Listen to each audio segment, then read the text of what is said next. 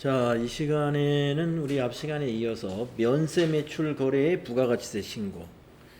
여러분 그 3일전자로 로그인을 해 주시고요.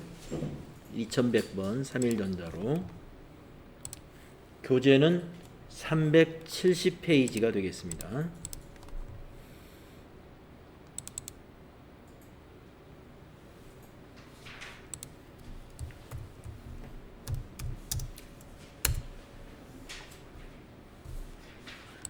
맞죠? 370페이지.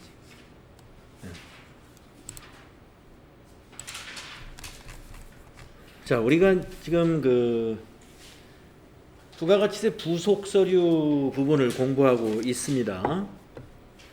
그래서 면세 매출 거래의 부가가치세 신고. 우리가 13번 면세 매출에 관한 부분인데 13번 면세 매출은 FAT 1급에서도 출제가 되고 있는 범위라서 여러분들이 연습이 꽤 많이 되었던 그러한 유형입니다. 자, 그래서 필요 지식을 보면은 기초생활 필수품 등 부가가치세가 면제되는 품목을 공급하고 계산서를 발급하면 메인 매출전표 입력에서 13번 면세 유형으로 입력을 하고 부가가치세 신고 시 계산서 합계표를 함께 제출한다. 한번 수행 내용 같이 한번 해보도록 하겠습니다. 다음 거래 자료를 메인 매출 전표 입력 메뉴에 입력하고 계산서 합계표 및 부가가치세 신고서 작성을 수행하시오. 전자 계산서 관련 거래는 전자 입력으로 입력하기로 한다. 자, 그러면 3일전자로 로그인 하셨으면 메인 매출 전표 입력 들어가셔가지고 우리 지금 다음 페이지에 있는 전자 계산서를 한번 보세요. 자, 전자 계산서는 보다시피 색이 없습니다. 컴퓨터 서적이라는 품목인데 우리가 서적은 면세 제화에 해당이 되죠. 자, 하나기업이라는 거래처에다가 면세가 적용되는 제품을 판매하고 전자 계산서를 발급하였다. 이거를 우리가 메인 매출 전표에 어떻게 입력하느냐. 자, 날짜 7월 17일이죠. 자, 메인 매출 전표 날짜를 7월 17일로 입력을 하십시오. 자, 유형이 가장 중요합니다. 메인 매출 전표에서는 이와 같이 계산서를 발급한 거래는 유형을 13번으로 하는 거예요. 계산서 발급한 거래는 다 13번입니다. 네, 품명에다가 컴퓨터 서적, 수량 40, 단가 2만원이군요. 입력하면은 공급가액 80만원. 면세이기 때문에 부가세가 없는 거고요. 거래처는 하나기업입니다. 전자세금, 전자계산서도 1번 전자입력으로 해줍니다. 자, 분계는 그 계산서 아래를 보시게 되면 현금란에 80만원이 이렇게 기록이 되어 있죠. 현금을 받았다 이런 얘기입니다. 그러면 분계도 현금 분계 해주면 돼요. 밑에 메시지 보면 현금 분계는 1번이죠. 1번 입력하면은 입금전표, 차변에 입금 80만원, 대변에 제품 매출 80만원. 이와 같은 분계가 완성이 됩니다. 네, 면세가 적용되는 제품이다 그랬으니까 제품 매출 맞죠? 그래서 차변에 현금, 대변에 제품 매출, 자산 증가, 수익 발생 이런 분계를 하시고 계산서 합계표하고 부가가치세 신고서에는 어디에 요 80만원이 반영이 되는가 확인해 보도록 하겠습니다. 자, 전체 메뉴 가셔가지고 계산서 합계표 여기 있죠. 계산서 합계표 클릭하신 다음에 우리가 지금 7월 거래를 입력했으니까 7월부터 9월로 과세기간을 입력합니다. 7월부터 9월 정기에서 엔터 하시면은 매출 계산서니까 여기에 전자 쪽에 80만원짜리 한 건 잡혀 있습니다. 네, 계산서 합계표 매출에 이렇게 반영된 걸 확인하셨고, 상단에 있는 저장 눌러서 예하면 이게 저장이 된 거고요. 다시 이제 전체 메뉴 가셔가지고 부가가치세 신고서는 어디에 반영됐는가를 보도록 가보겠습니다. 부가가치세 신고서 과세기간 7월부터 9월로 조회하시고, 불러오시겠습니까? 여기서 물어보면 아니요 해야 새로 작성이 됩니다. 우리는 새로 작성을 해야 되니까 아니요 전원했습니다. 자, 그러면 면세 매출은 과세 표준이 아니거든요. 그러니까 여기에는 안 나타나요. 물론 매입도 아니니까 여기에도 안 나타나죠. 그러면 면세 매출은 어디에 나타나느냐?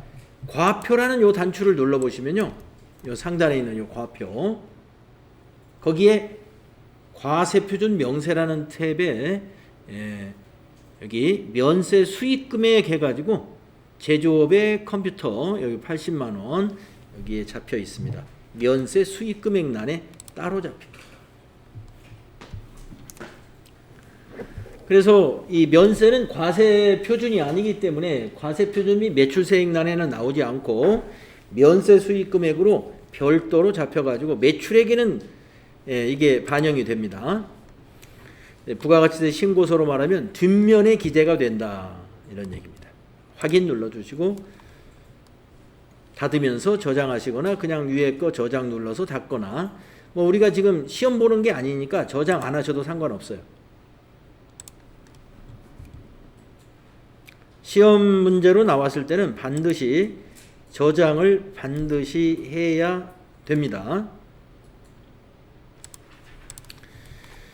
자, 수행 결과 보시면 우리가 한 내용과 일치하는가 보겠습니다. 자, 13번 면세로 했고요. 이렇게 차변의 현금, 대변의 제품 매출, 계산서 합계표에 가서 이렇게 확인이 되었고요. 그 다음에 부가가치세 신고서에 가서 여기 과표 눌러서 여기 면세 수익금액에서 80만원 반영되는 걸 우리가 확인했습니다. 네. 여러분 책에 있는 수행 결과하고 우리가 본 내용이 일치하죠?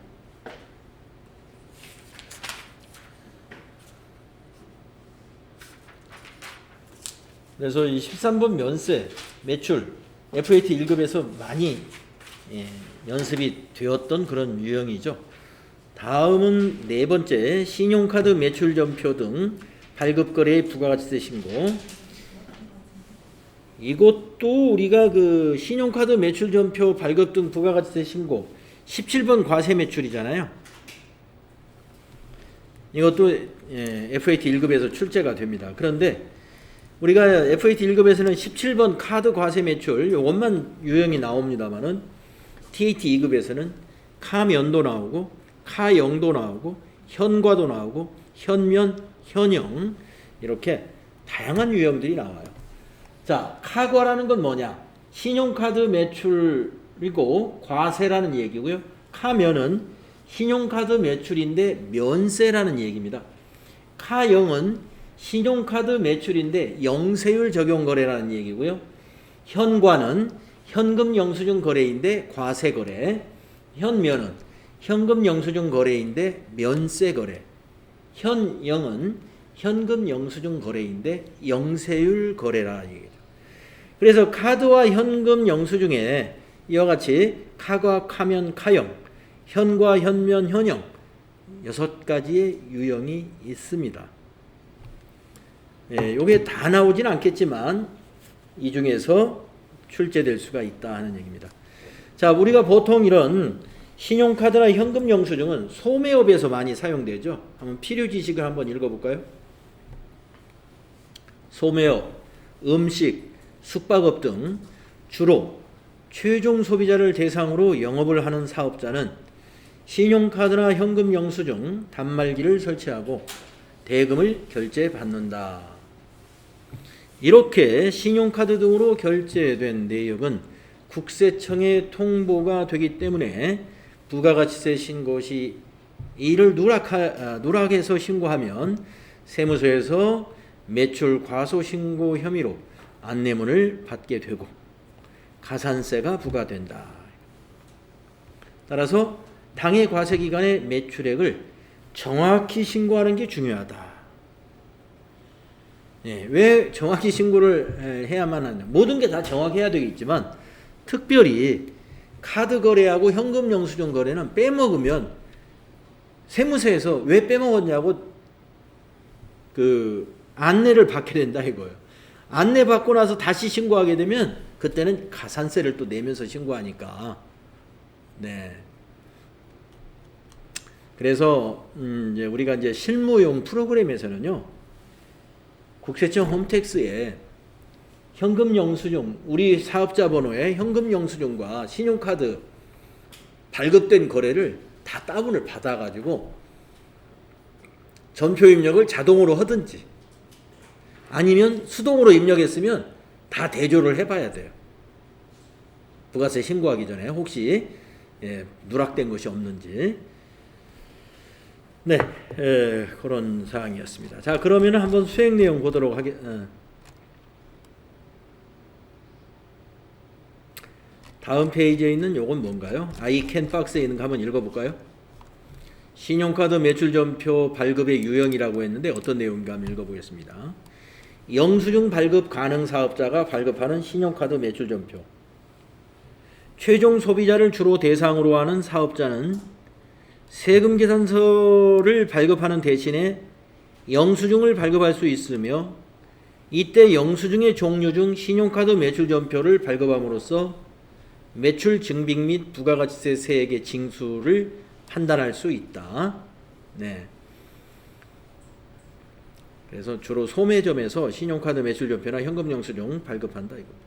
그래서 17번 카과를 선택하여 입력하며 부가가치세 신고 시 신용카드 매출전표 발행지계표를 작성해서 제출을 해야 됩니다.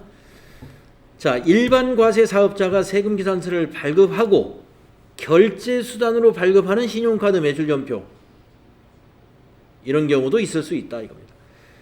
그러니까 거래를 세금 계산서를 발급을 했는데 결제 수단 돈을 신용카드로 받았어요. 그러면 신용카드로 결제를 받으면 신용카드 매출전표는 자동 발행되죠. 그러면 어떻게 돼요? 이중으로 부가가치세가 과세되지 않느냐 그런 염려가 없습니다. 한번 내용을 볼까요? 일반 과세 사업자는 세금 계산서를 발급하여야 하는 의무가 있으나 결제 수단으로 신용카드 매출전표를 발급한 경우 기본 매출이 세금 계산서가 우선이므로 메인 매출전표 입력 시 11번 과세 매출로 입력을 하고 분계 시 외상매출금 계정에 신용카드사를 입력을 한다.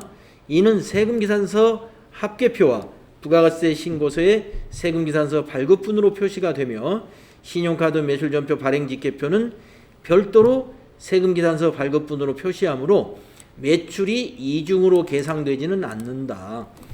그러니까 이 회계 프로그램에서 이중으로 매출이 이중으로 계상되지 않도록 처리가 되고 있다 하는 얘기입니다. 그 이야기가 되겠습니다. 세금계산서 발급하고 또 결제 수단으로 신용카드 결제를 받았을 때 이중으로 매출이 잡히지는 않는다. 이걸 두 건으로 입력을 하면 안 돼요. 한 건으로 그러니까 입력을 해야 돼요. 한 건으로 과세 매출로 하고 결제만 신용카드 결제. 자, 그러면 수행 내용을 한번 보도록 하겠습니다. 신용카드 매출전표 등 발급 거래의 부가가치세 신고. 다음 거래 자료를 메인 매출전표 입력에 입력하고 신용카드 매출전표 발행직계표, 부가가치세 신고서 작성을 수행하시오. 전자세금계산서 관련 거래는 전자입력으로 입력하기로 한다. 자, 1번을 보면은요. 김남현이라는 개인에게 노트북을 판매하고 신용카드 영수증이다. 자, 한번 입력을 해볼까요? 자, 노트북이라는 제품을 팔았습니다. 7월 21일이죠. 부가세 10% 있어요. 자, 7월 21일 메인 매출전표 가겠습니다. 메인 매출전표 날짜를 7월 21일로 바꾸시고 유형 신용카드 과세 매출이니까 17번이에요. 그러면 카드사 어디냐고 물어보잖아요. 자, 물음표 단추를 딱 눌러서 거기 카드 종류에 국민카드 되어 있네요. 그러면 맨 위에 있는 국민카드사 확인하시고 또 한번 확인. 품명에는 노트북,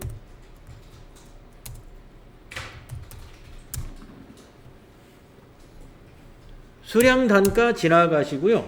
카드 거래는 공급가액에다가 여기에 들어갈 합계 금액을 공급가액에다가 입력해야 돼요. 그러니까 거기 신용카드 매출전표 보게 되면 합계가 어디에 있습니까? 110만원 밑에 있죠? 토탈을 입력한다 이거예요. 여기다가 1100 플러스. 그래야 공급가액 100만원, 부가세 10만원 이렇게 나누어집니다. 매입 매출전표 입력할 때 카드 거래, 현금 영수증 거래, 그 다음에 증빙이 없는 건별 유형이라는 게 있는데 그거 입력하실 때 이런 요령으로 입력하시면 됩니다. 거래처는 김남현이었죠? 김남으로 검색하시고 김남현. 전자세금계산서는 카드는 전자세금계산서 아니니까 방향키로 지나가시고 분계는 카드 거래다라고 하면은 4번 분계를 한번 해보세요.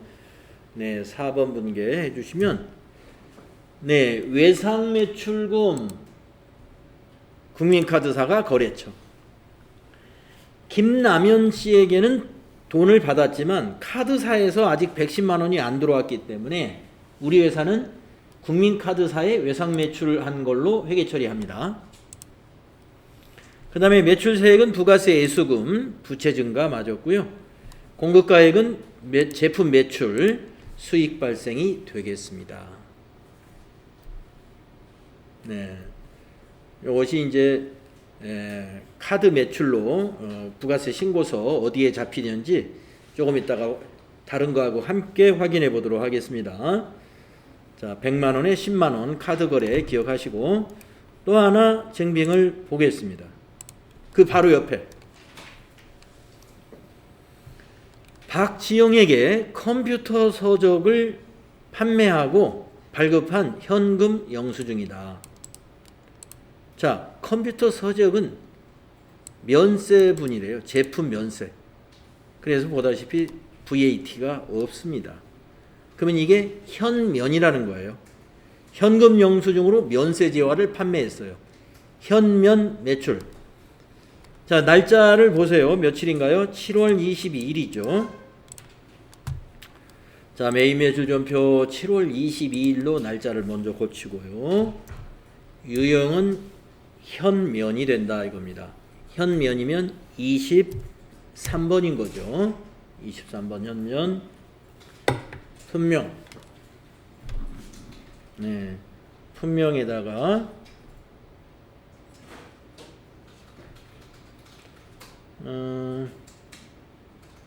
컴퓨터 서적. 네,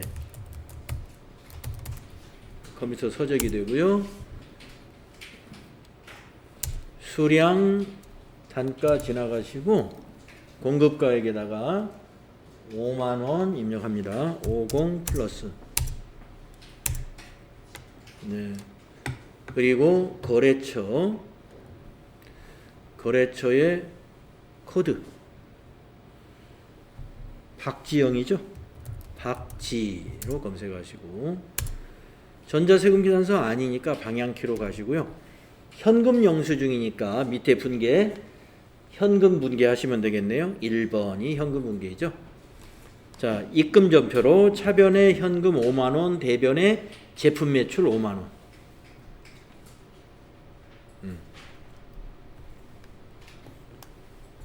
컴퓨터 서적의 제품이라고 그랬습니다. 자, 이것도 면세 매출이잖아요. 그래서 면세 매출은 과세 표준이 아니기 때문에 조금 전에 김남현에게 노트북 판매한 거는 이제 부가세 신고서 앞면에 과세 표준 및 매출세액란에 나오겠지만 이 현면은 그 앞면이 아니라 뒷면에 나옵니다. 네, 그거 좀 이따 5만원 요거 확인할 거고요. 다음에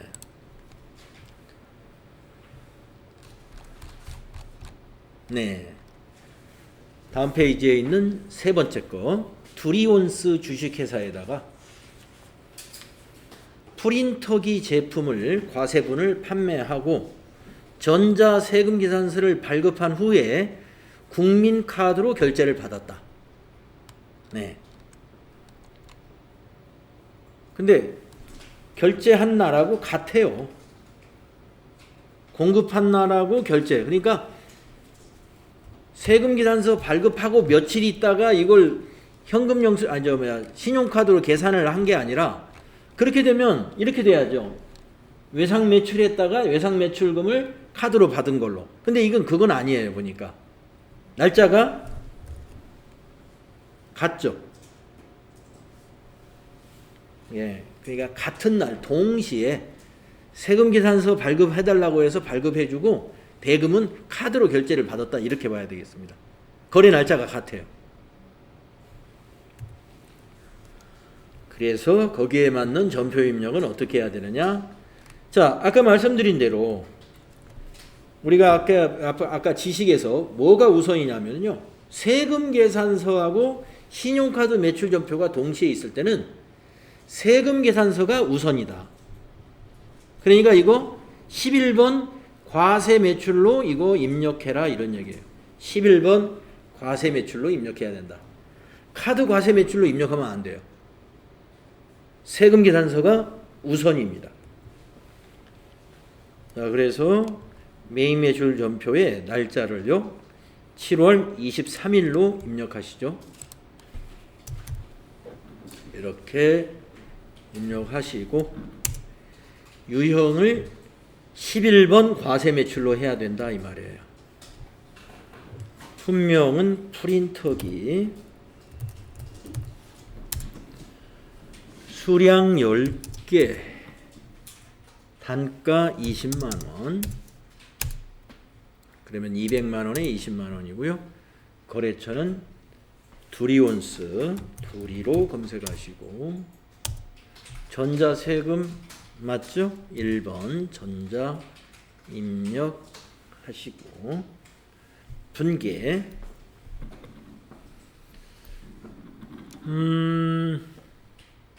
카드 4번 카드 분계해 볼까요? 자, 밑에 신용카드로 결제 받았으니까 카드 선택하시고 카드사 오른면 단추 눌러서 국민카드네요. 위에 있는 국민카드사 확인 그리고 확인 해줬습니다. 자, 분계가 제대로 됐나 보세요. 외상매출금 국민카드사 맞죠? 두리온스한테는 돈 받은 거나 다름없어요. 돈이 이제 카드사에서 우리 회사로 들어오면 돼요. 그래서 외상매출금의 거래처가 국민카드사가 돼야 되고 매출세액은 부가세수금, 부채증가, 공급가액은 제품매출, 수익으로 발생시키면 되는 거죠. 예. 자, 그러면 우리가 지금 다 이제 입력을 했습니다. 다 신용카드 판매 하나, 현금 영수증 면세 판매 하나, 그 다음에 세금계산서 발급하면서 동시에 신용카드 결제받은 거. 자, 이것이 부속서류 어디를 가서 확인하느냐 하면요. 전체 메뉴 가셔가지고 먼저 신용카드 매출전표 발행집계표에 어떻게 집계되는가 보겠습니다. 신용카드 매출전표 발행집계표 여기에 현금 영수증도 같이 집계가 됩니다. 자, 기간은 7월부터 9월이 되겠네요. 자, 데이터가 아직 안 불러져 있는데요. 저 상단에 보시면 이 불러오기라고 하는 단추 있죠? 그걸 눌러주세요. 그리고 예 해주십시오. 자, 불러줬는데요.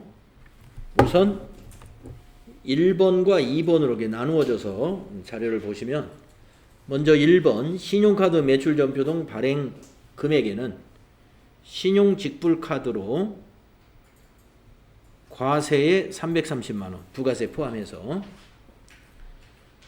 그리고 현금 영수증으로 면세에 5만 원. 네, 컴퓨터 서적 그거 여기 들어가 있고.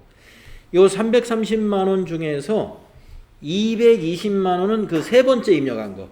세금 계산서 발급에 해당되는 거. 이렇게 세금 계산서 발급 금액이다라고 별도로 딱 알아내죠.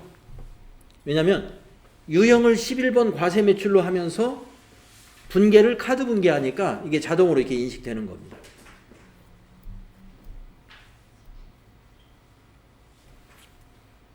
그러면서 매출이 중복되지 않도록 해주고 있습니다. 자, 신용카드 매출전표 발행기계표 3건이 다 반영됐어요. 자, 닫으면서 저장하시면 되고요. 다음에 부가가치세 신고서에는 어떻게 반영됐는가 보겠습니다. 전체 메뉴 가셔가지고 부가가치세 신고서 일로 들어가 보세요. 7월부터 9월로 정기신고에서 불러오시겠습니까? 하면 아니요 해야 새로 작성이 됩니다. 자, 먼저 우리가 매출 3건을 입력했는데 신용카드 현금 영수증 매출 여기에 지금 100만원 들어와 있습니다. 이 100만원은 뭐냐면 김남현에게 노트북 판매한 거. 그 다음에 세 번째 있었던 두리온스에다가 프린터 200만원어치 판매한 것은요. 우리가 11번 과세 매출로 입력을 했잖아요. 그러니까 그건 여기 1번에 반영된 거예요. 이 안에. 아시겠죠? 두리온스의 그 프린터 판매하고 결제만 신용카드로 한 거는 세금 계산서가 우선이니까 그건 1번에 반영되고, 그 다음에 김남현에게 노트북 한 대 팔은 것은 3번에 반영이 됐고, 그러면 컴퓨터 서적 면세제와 판매한 것은 뭐예요? 과세표준은 아니니까, 면세니까. 어디에 있다? 여기 과표. 과표에 가보면은요. 네. 아까 면세 수익 금액이 처음에 80만 원이었는데 지금은 85만 원으로 바뀌어져 있죠? 85만 원으로. 네. 그 중에 계산서로 발급한 게 80만 원. 지금 현금 영수증 5만 원이 포함이 돼 가지고 면세 수익 금액이 85만 원으로 바뀌어져 있습니다. 네. 이렇게 그 자리에 반영이 된다. 네. 부가세 신고서에 어디에 반영되는지 확인을 했습니다.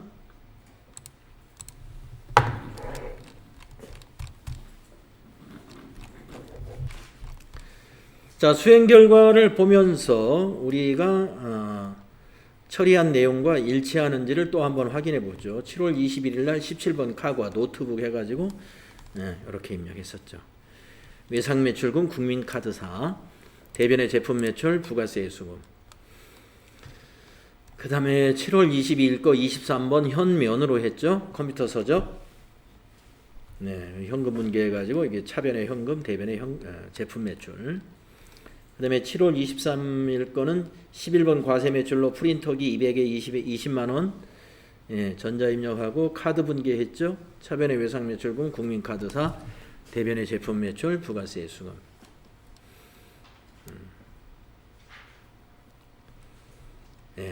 신용카드 매출전표 발행기계표를 우리가 불러오게 했을 때 이와 똑같이 작성이 됐었죠. 부가가치세 신고서에는 프린터 판매한 건 1번에, 그 다음에 노트북 판매한 건 3번에, 그 다음에 컴퓨터 서적 판매한 건 과표, 여기 85만 원에 포함이 된 겁니다.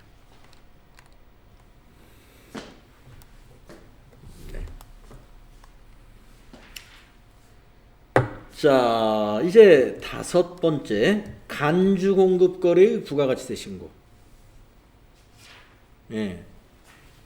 이거는 아주 출제가 TAT 2급에서 출제가 아주 잘 되는 아주 중요한 내용입니다. TAT 2급 시험 보시는 분들은 간주 공급 거래의 부가가치세 신고 연습을 완전하게 해둬야 돼요. 왜냐면은 간주 공급?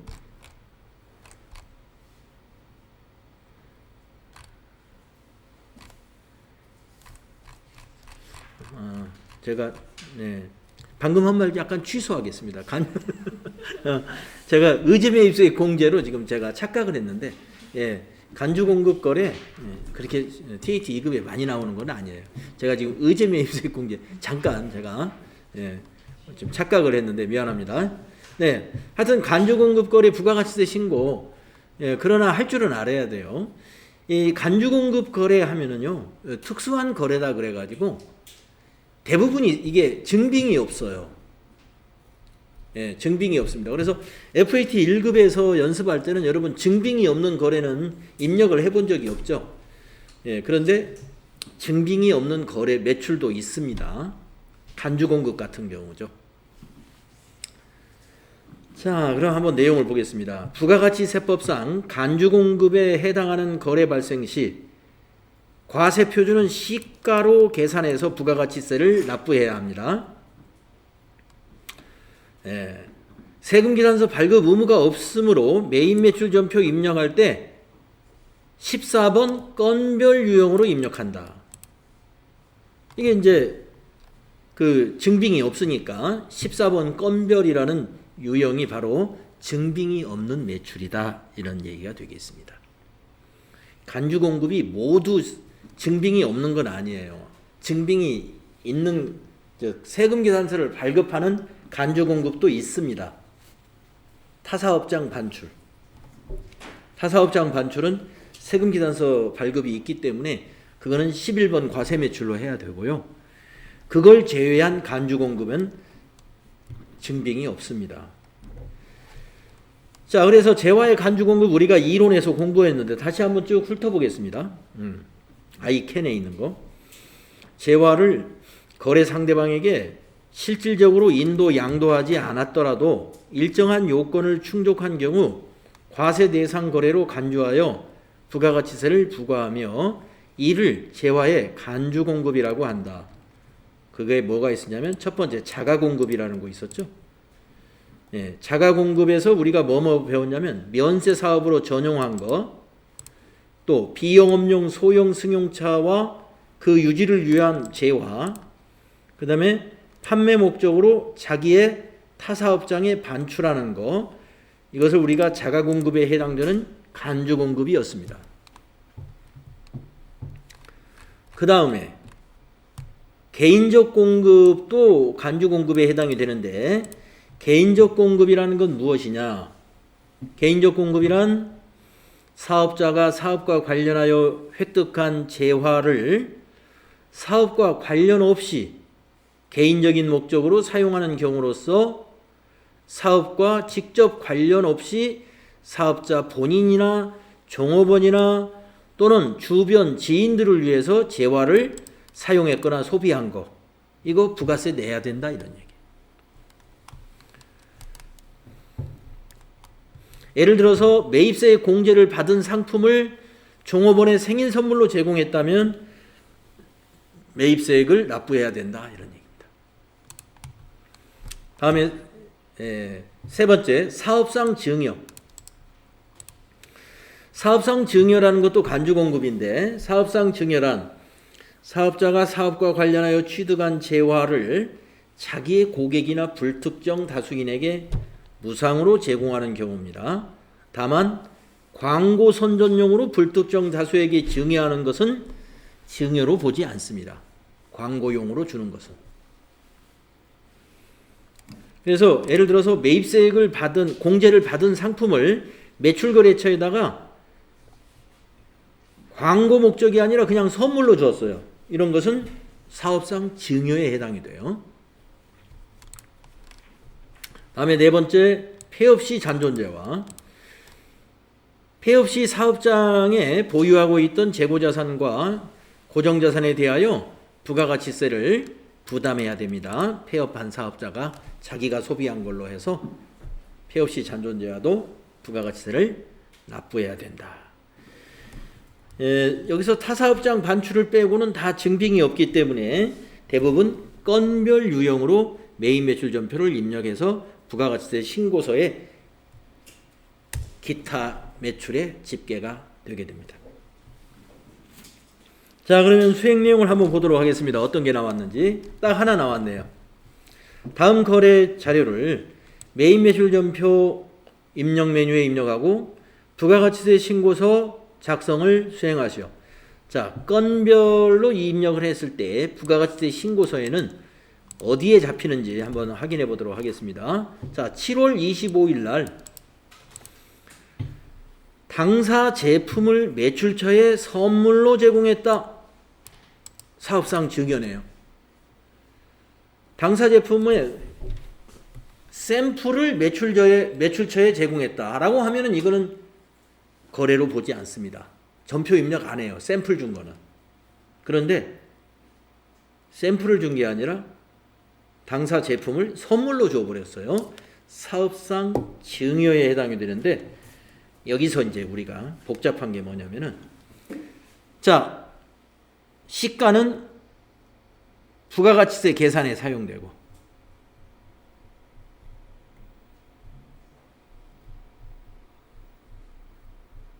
원가는 선물 제공이니까 뭐예요? 접대비죠. 접대비는 원가로 잡습니다. 그래서 분계가 좀 복잡해요.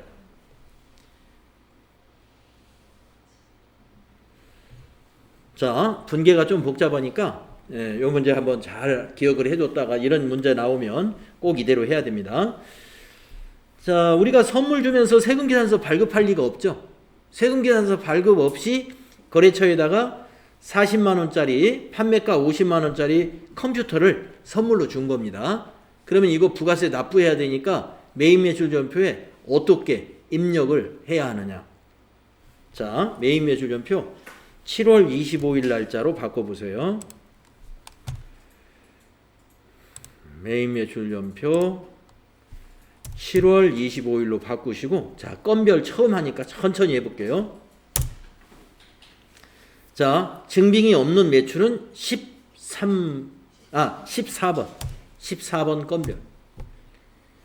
자, 품명에다가 그게 지금 우리가 뭐를 했냐면은 컴퓨터죠. 컴퓨터. 수량 단가는 지나가시는데, 자, 건별도 공급가액에다가 합계를 입력합니다. 공급가액에다가 합계. 그러니까 지금 시가를 기준으로 여기서 입력해야 되는데 부가세 신고는 시가를 기준으로 하는 거예요. 판매가가 50만 원이면 부가세 5만 원을 포함하면 합계는 55만 원이죠. 그러니까 여기 건별도 신용카드나 현금 영수증 입력할 때처럼 부가세 포함한 가격을 공급가액에다가 입력을 해준다 이거예요. 그래서 여기다가 55만 원을 입력해야 돼요. 예. 이게 중요한 게 많습니다. 이렇게. 그래야 보다시피 공급가액이 50만 원 시가 들어가고 거기에 따른 부가세 10% 5만 원이 들어가고 합계가 55만 원이 되는 거예요. 우리는 지금 이걸 쓰려고 하는 거예요. 부가세 5만 원을. 자, 그 다음에 거래처는 없어요. 이건 증빙이 없는 거기 때문에 거래처를 넣을 필요가 없어요. 전자세금 없어요. 이거 증빙이 실제 있는 게 아니니까. 지나가시고 분계는 혼합으로 해야 됩니다. 그래서 3번 혼합으로 해주시고 이 분계를 잘 생각해 보셔야 돼요. 이 분계가 또 까다로워요. 자, 아까 제가 이 부가세 이걸 납부하려고 지금 건별로 입력한 거예요. 그럼 부가세 예수금 잡혔어요. 제품 매출 판매한 게 아니죠. 제품 판매한 게 아니고 그냥 제품을 준 거예요. 그래서 제품 매출이 아니라 여기다가 제품이라고 써라 이거예요. 제품. 150번. 제품 매출하면은 수익이잖아요. 그게 아니라 제품을 거래처에다 선물한 거예요. 그러니까 제품 매출 아니고. 그런데 제가 아까 그랬죠. 제품을 선물할 때는 원가를 적용한다 그랬어요. 원가. 그래서 여기다 50만 원이라고 밑에는 위에서는 여기다 50만 원이 나와 있는 게 맞아요. 부가세 때문에. 그런데 밑에 제품은 원가로 바꿉니다. 그래서 원가가 40만 원이라고 그랬잖아요. 40만 원으로 바꾸고 또 한 가지 또 이렇게 재고자산을 말이죠. 판매하지 않고 다른 용도로 사용했을 때는 적요를 꼭 뭐 넣어주는 게 있습니다. 이 적요에 이 코드란을 더블 클릭해 가지고 타계정으로 대체 요 8번 적요 타계정으로 대체를 해 주어야 손익계산서가 맞게 되는 거예요. 여기 8번 적요 꼭 넣어야 됩니다. 이 문제 아주 중요하네요. 이거 가끔 이게 나오는데 나올 때 사람들이 이거 많이 틀려요. 해보질 안 해가지고. 자, 그 다음에 차변이 이제 뭐냐면은 자, 우리가 부가세 5만 원이 왜 발생했어요? 선물 주다가 발생한 거죠. 그 다음에 제품은 왜 없어졌어요? 거래처에 선물 준 거예요. 얼마짜리? 40만 원짜리. 그럼 합치면 얼마입니까? 45만 원. 이 45만 원이 비용으로 처리됩니다. 차변의 접대비. 자, 매출거래처에 접대한 거니까 800번대예요. 그래서 813번 접대비 합계가 45만 원이 된다. 왜 45만 원이 되느냐? 자, 탭키 눌러서요. 왜 45만 원이 되느냐? 자, 이 부가세가 왜 발생했어요? 거래처 선물 주느라고. 또 거래처 선물로 준 건 뭐예요? 40만 원짜리 제품. 두 개 합치니까 45만 원. 그것이 비용이다 이거예요. 접대비. 그래서 밑에 회계 처리는 이렇게 하고 위에 있는 부가세 신고서로 가게끔 할 때는 건별로 하면서 공급가액에다가 55만 원 합계 금액을 입력을 해서 부가세가 제대로 계산되도록 이렇게 해야 된다. 분계는 혼합으로 꼭 해야 되고.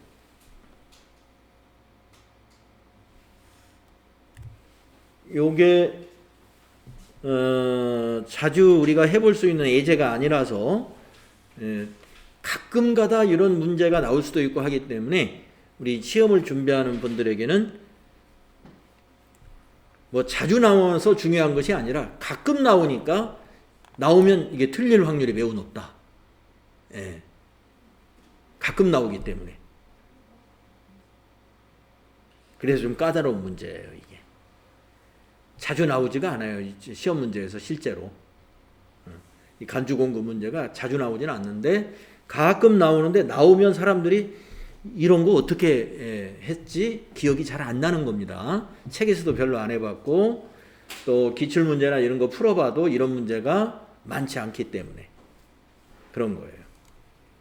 자, 그러면은 이제 수행결과 보기 전에 그러면 요것이 건별 매출이니까 부가세 부속서류는 아무것도 없어요.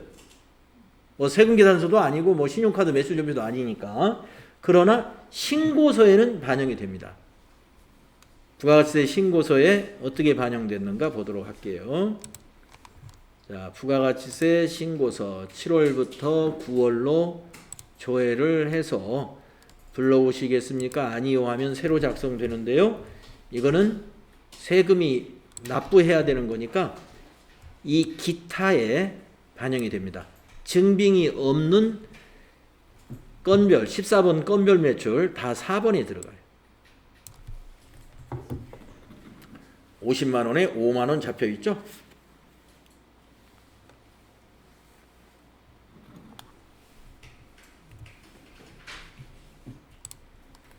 (50만 원) (5만 원) 잡혀 있는 걸 알 수 있습니다. 자, 저장하시고 닫아주시면 되고요.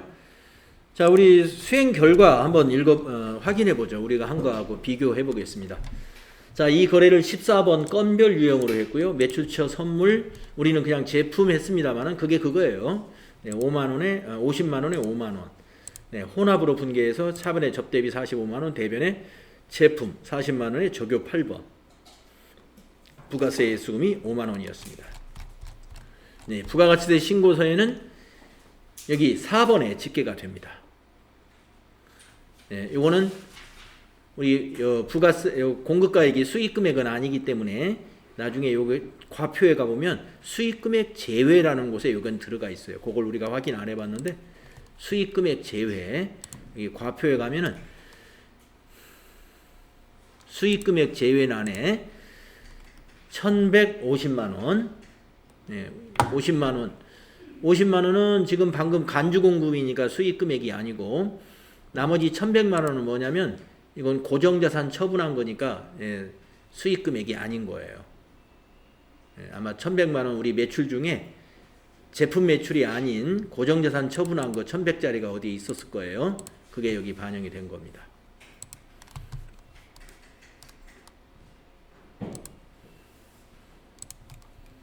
네. 자, 여기까지 하고요. 다음 시간에는 이제 매입 거래 연습을 해볼게요. 378페이지 접어두시고 과세 매입부터 다음 시간에 연습하도록 하겠습니다. 네.